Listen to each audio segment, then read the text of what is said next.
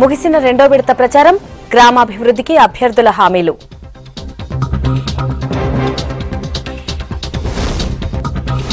మూడో దశ ఎన్నికలపై టీఆర్ఎస్ ఫోకస్, ఏకగ్రీవాల కోసం నేతల ప్రయత్నాలు.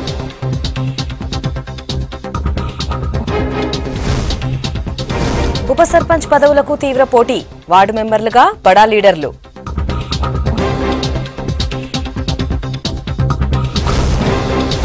మూడో రోజు ఘనంగా చండీ యాగం, పూజల్లో పాల్గొన్న కేసీఆర్ దంపతులు.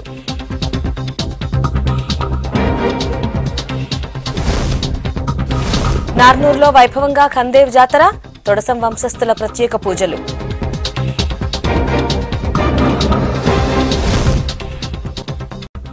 అప్డేట్ చూద్దాం. రెండో విడత పంచాయతీ ప్రచారం ముగిసింది. ఎల్లుండి జరిగే ఎన్నికలకు అన్ని ఏర్పాట్లు చేస్తున్నారు అధికారులు. రెండో దశలో 4135 గ్రామ పంచాయతీలున్నాయి. అయితే ఇందులో 788 పంచాయతీలు ఏకగ్రీవమయ్యాయి. 25న 3342 పంచాయతీల్లో ఎన్నికలు జరుగుతాయి. సర్పంచ్ పదవుల కోసం 10,668 మంది అభ్యర్థులు బరిలో ఉన్నారు. ఇక 36,602 వార్డులకు ఎన్నికలు జరగాల్సిండగా 94 వార్డులలో నామినేషన్లు దాఖలు కాలేదు. 10,317 వార్డులు ఏకగ్రీవమయ్యాయి. ఎల్లుండి జరిగే 26,191 వార్డుల్లో 63,480 మంది పోటీ పడుతున్నారు.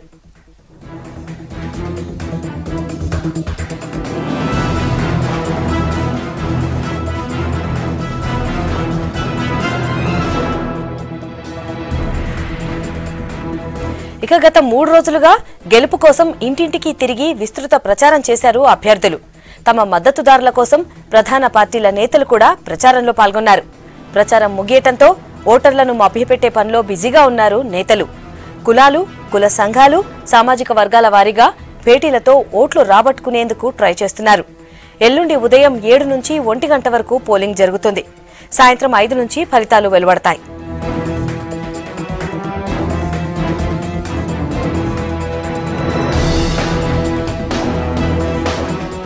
మూడో విడత పంచాయతీ నామినేషన్ల ఉపసంహరణతో నిన్న అభ్యర్థుల తుది జాబితా ప్రకటించారు రాష్ట్ర ఎన్నికల సంఘం అధికారులు. 30న జరిగే మూడో విడతలో 4116 గ్రామాల్లో ఎన్నికలు జరగాల్సిండగా 10 పంచాయతీల్లో నామినేషన్లు దాఖలు కాలేదు. 466 గ్రామాల్లో టీఆర్ఎస్, 30 గ్రామాల్లో కాంగ్రెస్ బలపరిచిన అభ్యర్థులు, ఇక 64 చోట్ల స్వతంత్రులు సర్పంచులుగా ఏకగ్రీవమయ్యారు. మిగిలిన 3546 పంచాయతీల్లో ఎన్నికలు జరగనున్నాయి. 21,272 మంది సర్పంచ్ అభ్యర్థులు బరిలో నిలిచారు.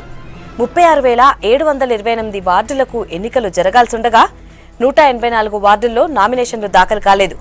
36,462 వార్డులకు 89,794 మంది పోటీ పడుతున్నారు.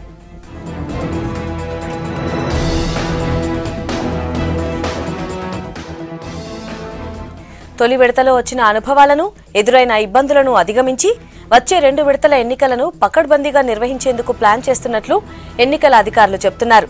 మొదటి విడత ఎన్నికలు జరిగిన తీరు, నిర్వహించబోయే 2, 3వ విడత ఎన్నికలపై ఇప్పటికే అధికారులతో రివ్యూ చేశారు రాష్ట్ర ఎన్నికల సంఘం కమిషనర్ నాగిరెడ్డి.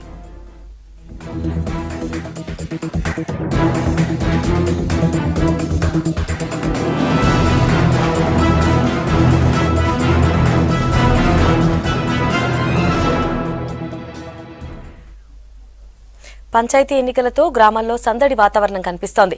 రెండో విడత ఎన్నికల ప్రచారానికి ఇవాళ చివరి రోజు కావడంతో ఇంటింటి ప్రచారాలతో హోరెత్తించారు అభ్యర్థులు. తమని గెలిపిస్తే గ్రామాభివృద్ధికి కృషి చేస్తామంటూ హామీలిచ్చారు. మరోవైపు టీఆర్ఎస్ బలపరిచిన అభ్యర్థుల తరపున నియోజకవర్గ ఎమ్మెల్యేలు, నేతలు ప్రచారం చేస్తున్నారు.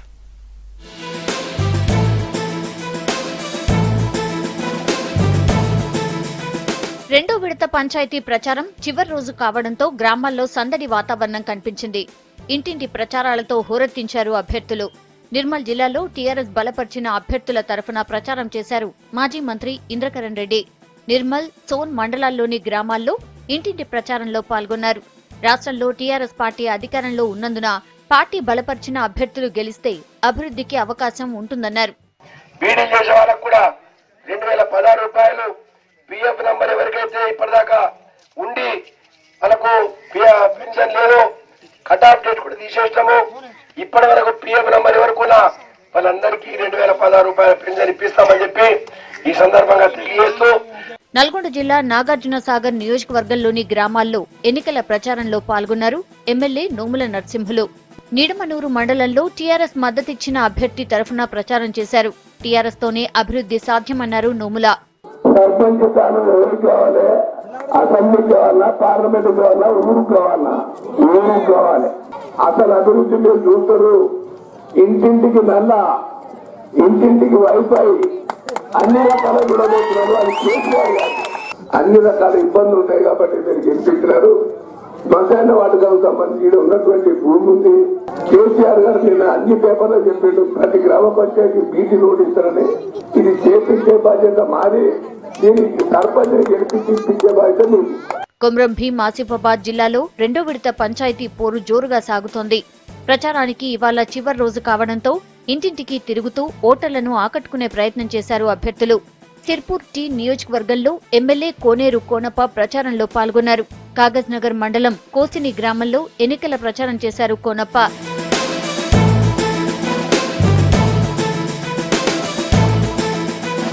జోగులాంబ గద్వాల జిల్లాలో చివరి రోజు ప్రచారం జోరుగా సాగింది. మర్తకల్ మండలం మల్లెందొడ్డి గ్రామంలో ఇంటింటి ప్రచారం చేశారు టీఆర్ఎస్ అభ్యర్థి వెంకటేశ్వరరెడ్డి. తాను గెలిస్తే గ్రామంలో మౌలిక వస్తువుల కల్పనతో పాటు గ్రామాభివృద్ధికి కృషి చేస్తానని హామీ ఇస్తున్నారు.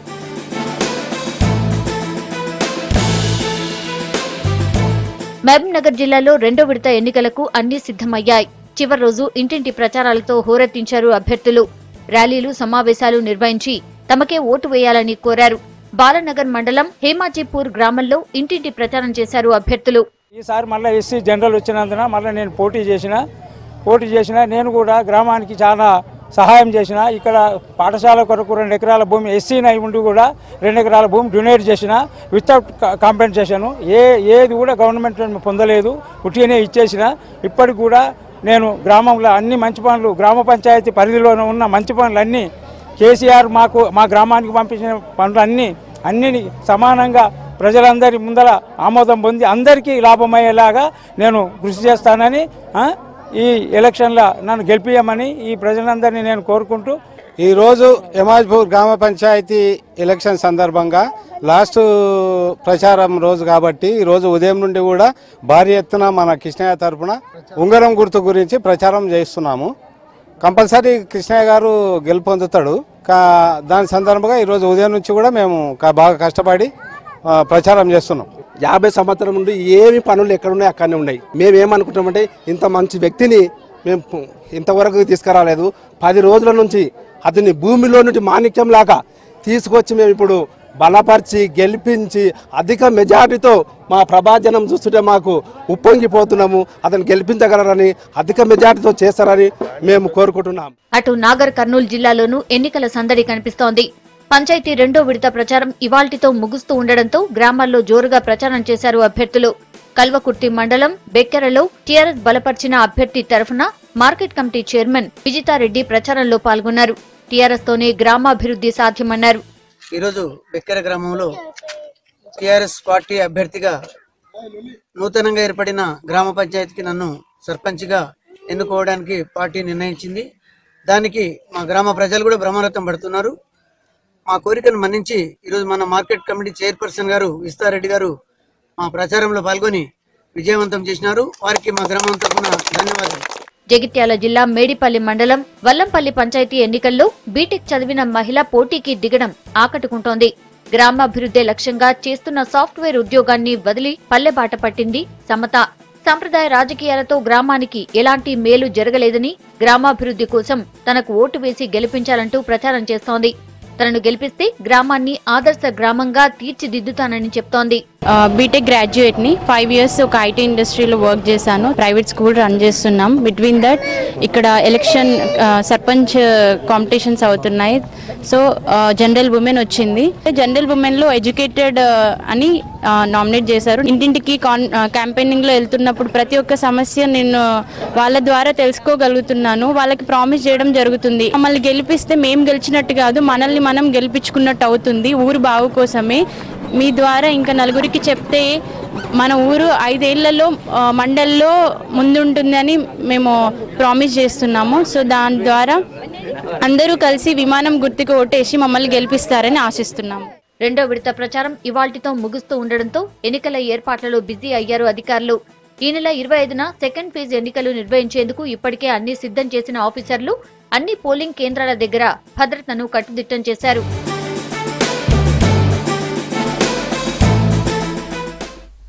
వరంగల్ జిల్లాలో మొదటి దశ ఎన్నికల్లో ఎక్కువ పంచాయతీల్లో దూసుకువెళ్లిన కారు 2-3 దశల్లోనూ అదే జోరు కొనసాగించేలాగా టీఆర్ఎస్ నేతలు ప్లాన్ చేస్తున్నారు. ఓవైపు విజయం సాధించిన గ్రామాలు సంబురాలతో కోలాహలంగా మారితే ఎన్నికలు జరిగే పల్లెల్లో ప్రచార హోరు కొనసాగుతోంది.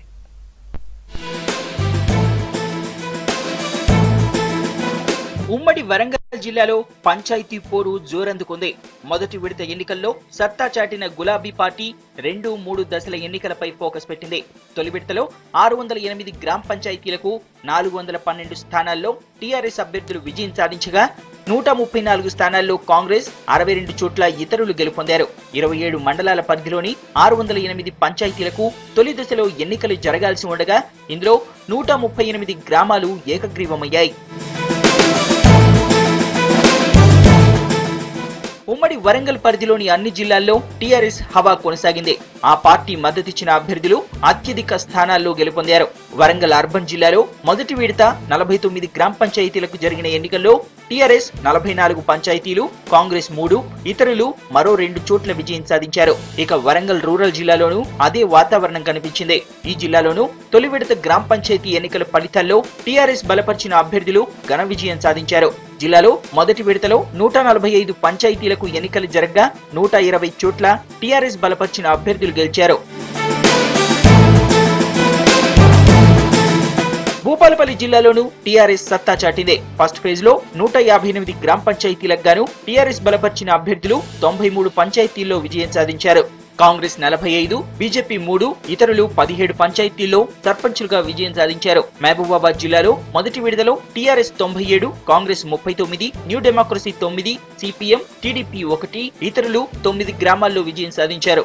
జనగామ జిల్లాలోని 100 పంచాయతీలకు ఎన్నికలు జరగగా 58 చోట్ల టీఆర్ఎస్ బలపరిచిన అభ్యర్థులు విజయం సాధించారు. ఇక్కడ కాంగ్రెస్ పార్టీ 27, ఇతరులు 15 స్థానాల్లో గెలుపొందారు.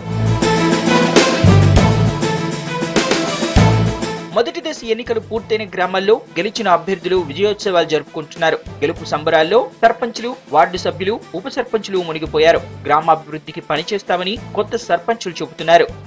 ప్రజలు, పార్టీ నాయకులు మంచి వ్యక్తి అని, సంక్షేమ పథకాలు ఇతని ద్వారా అయితే అని, అన్ని సంక్షేమాలకు ముందు తీసుకెళ్తామని, పెన్షన్లు కానీ, ఇల్లు కానీ, వాటర్ విషయంలో కానీ.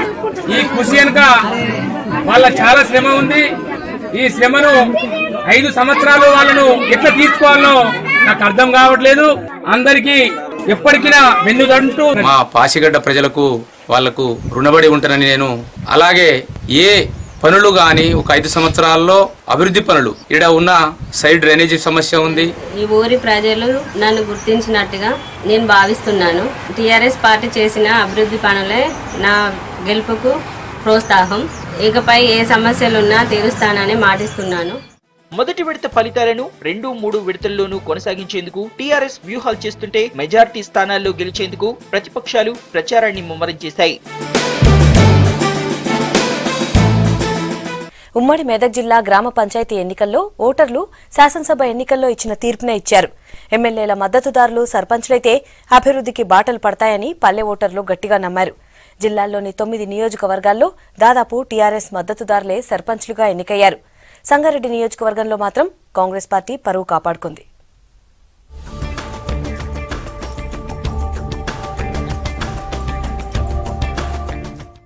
ఉమ్మడి మెదక్ జిల్లాలో జరిగిన మొదటి విడత గ్రామ పంచాయతీ ఎన్నికల్లో టీఆర్ఎస్ జోరు కొనసాగింది. అసెంబ్లీ ఎన్నికల్లో గెలిచిన అభ్యర్థుల మద్దతుదారులే పంచాయతీ ఎన్నికల్లోనూ సత్తా చాటారు. తొలి దశ ఎన్నికల్లో భాగంగా సంగారెడ్డి జిల్లాలోని 12 మండలాల్లో పంచాయతీలకు ఎన్నికలు నిర్వహించారు.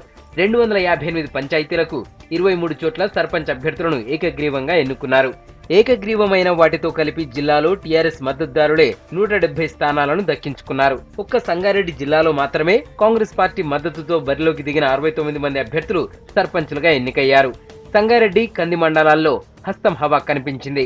ఈ 2 మండలాల్లో మొత్తం 33 పంచాయతీలుండగా 17 చోట్ల కాంగ్రెస్ మద్దతుదారులు గెలిచారు.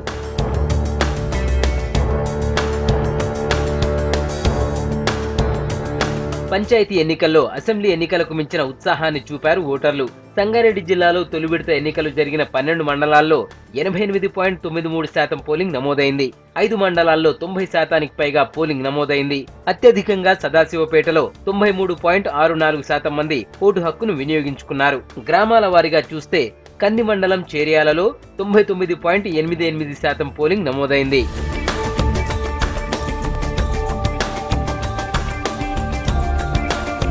మెదక్ జిల్లాలోనూ టీఆర్ఎస్ బలపరిచిన అభ్యర్థుల జోరు కొనసాగింది. అసెంబ్లీ ఎన్నికల్లో విజయంతో రెట్టించిన ఉత్సాహంతో ఉన్న టీఆర్ఎస్ మరోసారి దూకుడు కొనసాగించింది. కొన్ని చోట్ల కాంగ్రెస్ బలపరిచిన అభ్యర్థులు గెలుపొందగా పలు చోట్ల ఇండిపెండెంట్లు గెలిచారు. అల్లాదుర్గం, టేక్మాల్, రేగోడ్, పెద్ద శంకరంపేట, పాపన్నపేట, హవేలీ ఘన్పూర్ మండలాల్లోని 154 పంచాయతీల్లో 32 ఏకగ్రీవమయ్యాయి. మిగిలిన 122 పంచాయతీల్లో టీఆర్ఎస్ మద్దతుదారులు సత్తా చాటారు. ఏకగ్రీవాలతో కలిపి టీఆర్ఎస్ మద్దతుదారులు 112 సర్పంచ్ స్థానాలను కైవసం చేసుకున్నారు. కాంగ్రెస్ పార్టీ 29, స్వతంత్రులు 11 స్థానాల్లో గెలుపొందారు.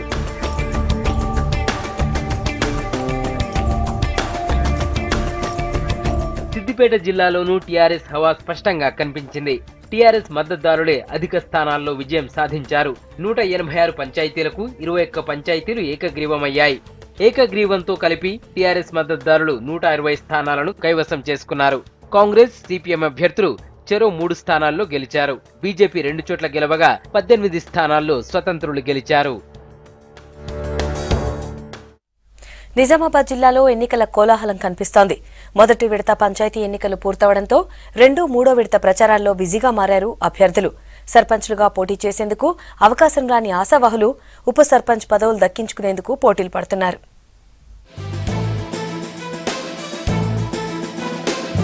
ఉమ్మడి నిజామాబాద్ జిల్లాలో ఉప సర్పంచ్ పదవులకు డిమాండ్ పెరిగింది. ఈసారి చాలా మంది గ్రామస్థాయి లీడర్లుగా అవకాశం వస్తే సర్పంచ్గా పోటీ చేయాలనుకున్నారు. రిజర్వేషన్ తమకే అనుకూలమని, బరిలో ఉంటామని ఎవరికి వారే చెప్పుకున్నారు. గత అసెంబ్లీ ఎన్నికల్లోనూ గ్రామాల్లో చాలా వరకు ఎన్నికల ఖర్చు కూడా భరించారు. తీరా రిజర్వేషన్లలో తేడా వచ్చేసరికి మనస్తాపానికి గురయ్యారు. అయితే కొత్త పంచాయతీరాజ్ చట్టం వారికి అనుకోని అవకాశం కల్పించింది. గతంలో చెక్ పవర్ సర్పంచ్, పంచాయతీ కార్యదర్శికి మాత్రమే ఉండగా కొత్త చట్టంతో ఉప సర్పంచ్కి కూడా చెక్ పవర్ వచ్చింది. దీంతో ఇప్పుడు ఈ పదవికి గట్టి పోటీ ఏర్పడింది.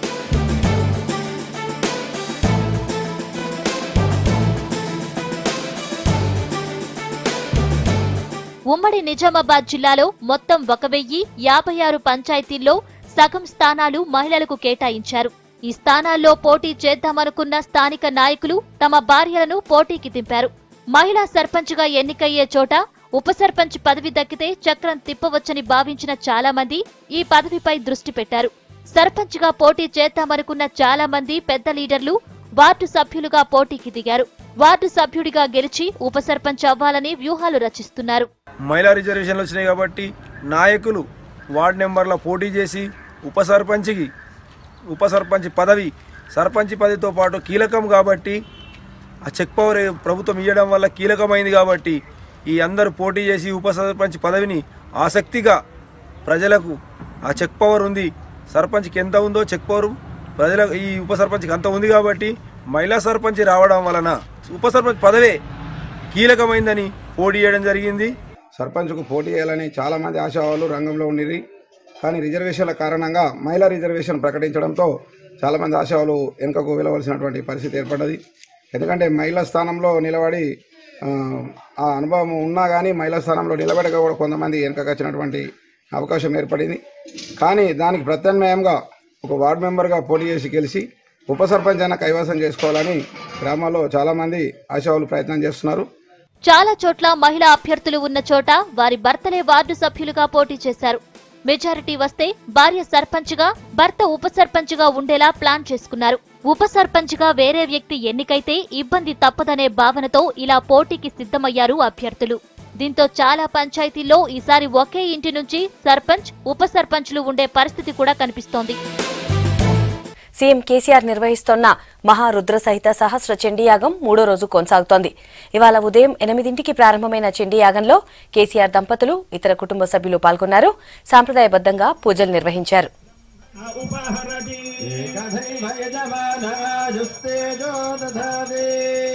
महाकाली महालक्ष्मी महासरस्वती स्वरूपिणी श्री राजश्यामला परदेवतायै नमः कर्पूर आनंद मंगल नीराजनं दर्शयामि नीराजनानं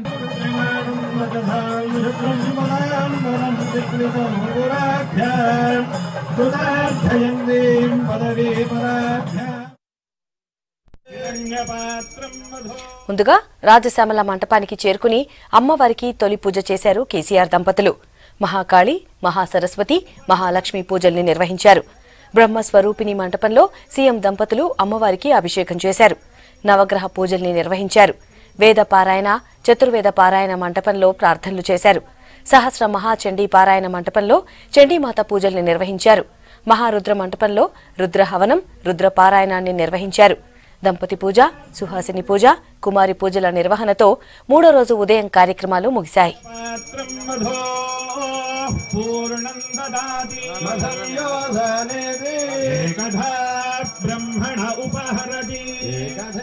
ఇక ఈ యాగంలో పలువురు ఎంపీలు, ఎమ్మెల్యేలు, ఎమ్మెల్సీలతో పాటు నాయకులు కూడా హాజరయ్యారు. ఈ నెల 25 వరకు యాగం నిర్వహించనున్నారు. శుక్రవారం మధ్యాహ్నం పూర్ణాహుతితో యాగం పరిసమాప్తమవుతుంది.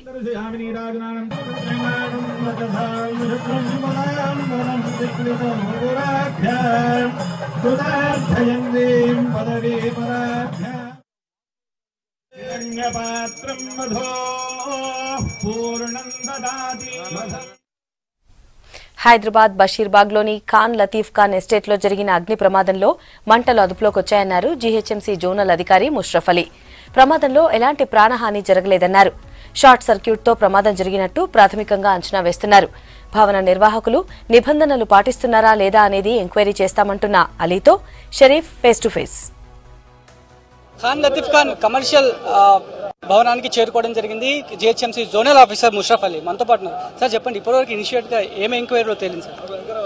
5th ఫ్లోర్లో ఈరోజు ఫైర్ వచ్చింది. దానివల్ల చాలా వరకు బిల్డింగ్లో డ్యామేజ్ జరిగింది.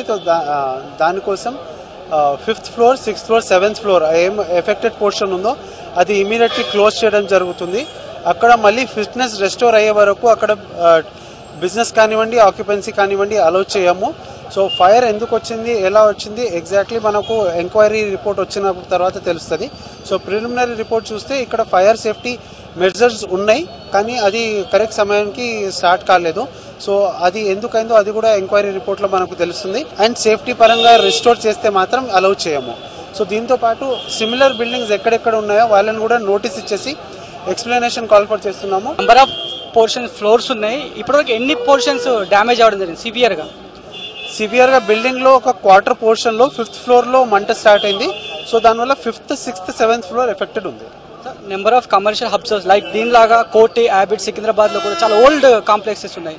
వాళ్ళకి ఏం సూచిస్తున్నారు? ఇంత పెద్ద ప్రమాదం, పెను ప్రమాదం తప్పింది. అందరికీ we're going to give notices and call for explanations. ప్రతి పాత బిల్డింగ్ అప్పుడు నార్మ్స్ ఎలా ఉన్నాయో కానీ ఇప్పుడున్న ఫిట్నెస్ కానీ సెక్యూరిటీ నార్మ్స్ ప్రకారం వాళ్ళు మళ్ళీ ఇంకొకసారి రీసబ్మిట్ చేసేసి వీఆర్ గోయింగ్ టు ఒక ఆడిట్ కండక్ట్ చేస్తున్నాము. ఆ ఆడిట్ కంప్లీట్ చేసే వరకు అందరినీ కవర్ చేస్తాం. క్యాజువాలిటీస్ రిపోర్ట్ అవడం జరిగిందా? మీ డిజాస్టర్ సిబ్బంది కూడా కొంచెం అన్కాన్షియస్ అయ్యారు? క్యాజువాలిటీస్ ఏం రిపోర్ట్ కాలేదు. ఇద్దరికి కొంచెం అన్కాన్షియస్గా ఫీల్ అయితే వాళ్ళని హాస్పిటల్ని తరలించినాము. బట్ ఎవరికి there is no loss of life or major casualty reported. ఇది మొత్తంగా ఈ ఫైర్ యాక్సిడెంట్కి సంబంధించి పూర్తి స్థాయిలో ఎంక్వైరీ కొనసాగుతోంది. ఏమైనా నియమ నిబంధనలు పాటించకపోతే ఖచ్చితంగా ఫర్దర్ యాక్షన్ ప్లాన్ ఉంటుంది అనేటువంటి విషయాలని చెప్తున్నారు. మరోవైపు ఇలాంటి కమర్షియల్ హబ్స్ ఏవైతే ఉన్నాయో చుట్టుపక్కల ఉన్నటువంటి వాళ్ళందరికీ కూడా కాల్ ఫర్ చేస్తాము, పూర్తి వివరణ కోరుతామనేటువంటి విషయాలను కూడా అధికారులు చెప్తున్నారు. కెమెరా పర్సన్ పురుషోత్తంతో కలిసి Sharif, V6 news, Hyderabad. Bus driver సమయస్ఫూర్తితో 50 మంది ప్రయాణికులు ప్రాణాలతో బయటపడ్డారు. గోదావరికని బస్ డిపో డ్రైవర్ మహేందర్ రెడ్డికి డ్రైవింగ్ లో ఉండగా గుండెపోటొచ్చింది. బస్సును వెంటనే పక్కకు ఆపి స్టీరింగ్ మీదే కుప్పకూలిపోయాడు. 18 లేన్ కాలనీ దాటి కమాన్పూర్ రాగానే ఈ ఘటన జరిగింది. అయితే అదే బస్సులో ప్రయాణిస్తున్న డాక్టర్ చంద్రశేఖరరావు డ్రైవర్ కి ప్రాథమిక చికిత్స అందించారు. అంబులెన్స్ కి ఫోన్ చేసినా అందుబాటులో లేకపోవడంతో తిరుపతి అనే మరో ప్రయాణికుడు బస్ ని డ్రైవ్ చేసి పెద్దపల్లి ప్రభుత్వ ఆసుపత్రికి తీసుకొచ్చాడు. మెరుగైన వైద్యం కోసం డ్రైవర్ ని అక్కడి నుంచి కరీంనగర్ కి పంపించారు.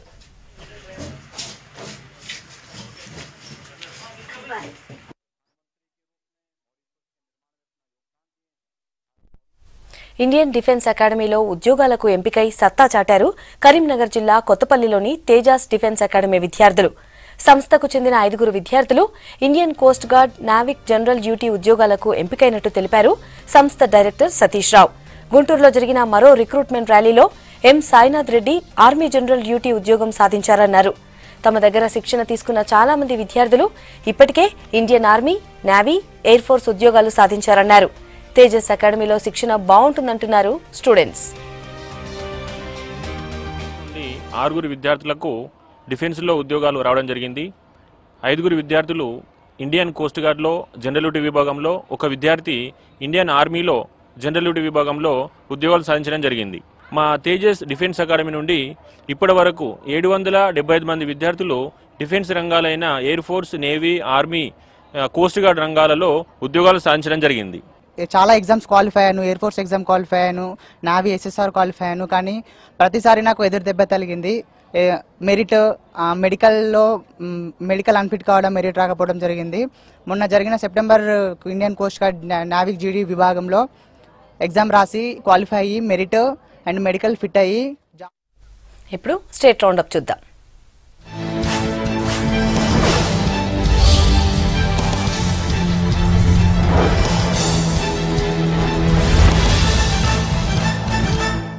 మంచిర్యాల జిల్లా కేంద్రంలోని తిలక్ నగర్ లో అక్రమంగా కలప అమ్ముతున్న 3 రామగుండం టాస్క్ ఫోర్స్ పోలీసులు అరెస్ట్ చేశారు. తనుగుల మహేష్, భీమనాథుల స్వామి, బియ్యాల రాజేష్ అనే 3 కలిసి తిర్యాని మండలం నుంచి కలపను అక్రమంగా తీసుకొచ్చి తిలక్ నగర్ లో అమ్ముతున్నారు. స్థానిక పోలీసులు, టాస్క్ ఫోర్స్ పోలీసులు కలిసి వీళ్లను పట్టుకున్నట్టు రామగుండం సిపి సత్యనారాయణ తెలిపారు. నేరాల నియంత్రణలో నేరాలకు పాల్పడిన నిందితులను గుర్తించడంలో సీసీ కెమెరాలు కీలకంగా మారాయని అన్నారు వరంగల్ సిపి డాక్టర్ రవీందర్. వరంగల్ నగరంలోని మట్వాడ పోలీస్ స్టేషన్ పరిధిలోని బీట్ బజార్, బట్టల బజార్, విశ్వకర్మ వీధి, రామన్నపేట ప్రాంతాల్లో నేను సైతం కార్యక్రమంలో భాగంగా ప్రజల భాగస్వామ్యంతో కొత్తగా ఏర్పాటు చేసిన సీసీ కెమెరాలు, కంట్రోల్ రూమ్ ను సిపి ప్రారంభించారు. ఖమ్మం నగరంలోని శాంతినగర్ ప్రభుత్వ కళాశాలలో రోటరీ క్లబ్ ఆఫ్ తంబాద్రి మరియు శ్రీమిత్ర గ్రూప్ ఆధ్వర్యంలో పేద విద్యార్థులకు సైకిళ్లను పంపిణీ చేశారు. ఈ కార్యక్రమంలో ఖమ్మం ఎమ్మెల్యే పువ్వాడ అజయ్ కుమార్ పాల్గొన్నారు. ప్రభుత్వ పాఠశాలల అభివృద్ధి కోసం ప్రభుత్వం ఎన్నో నిధులు కేటాయించి విద్యార్థుల చదువుకు తోడ్పడుతుందని అన్నారు. రోటరీ క్లబ్ సేవలను మెచ్చుకున్నారు. భద్రాద్రి కొత్తగూడెం జిల్లా అశ్వారావుపేట పంచాయతీ ఎన్నికల్లో పోటీ చేస్తున్న సర్పంచ్, వార్డు అభ్యర్థులతో ఖమ్మం ఎంపీ పొంగులేటి శ్రీనివాసరెడ్డి సమావేశమయ్యారు. పంచాయతీ ఎన్నికల్లో టీఆర్ఎస్ గెలిపే లక్ష్యంగా పనిచేయాలని పిలుపునిచ్చారు. ప్రతి ఒక్కరూ బాధ్యత తీసుకుని పనిచేయాలని ఎంపీ పొంగులేటి కోరారు. భద్రాద్రి కొత్తగూడెం జిల్లాలోని కొత్తగూడెం 3 టౌన్లో ఓ దొంగను పట్టుకున్నారు పోలీసులు. అతని నుంచి 5 లక్షల రూపాయలు స్వాధీనం చేసుకున్నారు. మేదర బస్తీలో వాహనాలు తనిఖీ చేస్తూ ఉండగా ఎండి అక్రమ్ అనే దొంగ ఆటోని వెనక్కి తిప్పి పారిపోయేందుకు ప్రయత్నించాడు. వెంటనే అప్రమత్తమైన పోలీసులు అదుపులోకి తీసుకుని విచారించారు. అతని నుంచి 5 లక్షల నగదు, 6 జతల వెండి పట్టీలు, బంగారు మాటీలు, 2 ఆటోలు స్వాధీనం చేసుకున్నారు.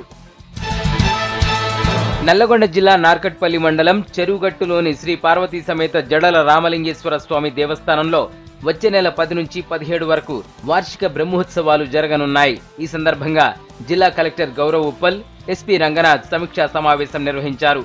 బ్రహ్మోత్సవాలకు వచ్చే భక్తులకు ఎలాంటి అసౌకర్యాలు లేకుండా అన్ని శాఖల అధికారులు పనిచేయాలన్నారు. జయశంకర్ భూపాలపల్లి జిల్లా గణపురం మండలంలోని కాకతీయ థర్మల్ విద్యుత్ కేంద్రంలోని 600 మెగావాట్ల ప్రధాన ప్లాంట్లో రోటార్ బిగింపు పనులు ప్రారంభమయ్యాయి. గత నెల 13న రోటార్లో సాంకేతిక లోపం తలెత్తడంతో విద్యుత్ ఉత్పత్తి నిలిచిపోయింది. రోటార్ రిపేర్ కు 3 నెలల సమయం పట్టే అవకాశం ఉండడంతో ఛత్తీస్గఢ్లోని జిందాల్ కంపెనీ నుంచి 36 కోట్ల రూపాయలతో మరో రోటార్ని కొన్నారు. ప్రస్తుతం దాన్ని బిగిస్తున్నారు. నాగర్ కర్నూలు జిల్లా అమరాబాద్ మండలం మన్ననూర్ గ్రామంలో ట్రాక్టర్ బోల్తా పడి ఒకరు చనిపోగా 10 మందికి తీవ్ర గాయాలయ్యాయి. ట్రాక్టర్ పై కట్టెల కోసం అడవికి వెళ్లి తిరిగి వస్తుండగా హైదరాబాద్ శ్రీశైలం హైవే రోడ్డుపై ట్రాక్టర్ బోల్తా పడింది. గాయపడ్డ వారిని మన్ననూరు ఆసుపత్రికి తరలించారు. పరిస్థితి విషమంగా ఉండటంతో కొందరిని అచ్చంపేటకు, అక్కడి నుంచి హైదరాబాద్ కు తరలించారు. వికారాబాద్ జిల్లాలో కొత్తగా ఎన్నికైన టీఆర్ఎస్ సర్పంచ్లను కొడంగల్లో కేఎస్వి ఫంక్షన్ హాల్లో సన్మానించారు ఎమ్మెల్యే పట్నం నరేందర్ రెడ్డి. జిల్లాలో మొత్తం 106 మంది టీఆర్ఎస్ బలపరిచిన అభ్యర్థులు సర్పంచ్లుగా పోటీ చేయగా వీరిలో 86 మంది గెలిచారు. సన్మాన కార్యక్రమంలో ఎంపీపీ ముద్దప్ప దేశ్ముఖ్, మధు యాదవ్ తో పాటు టీఆర్ఎస్ నాయకులు పాల్గొన్నారు.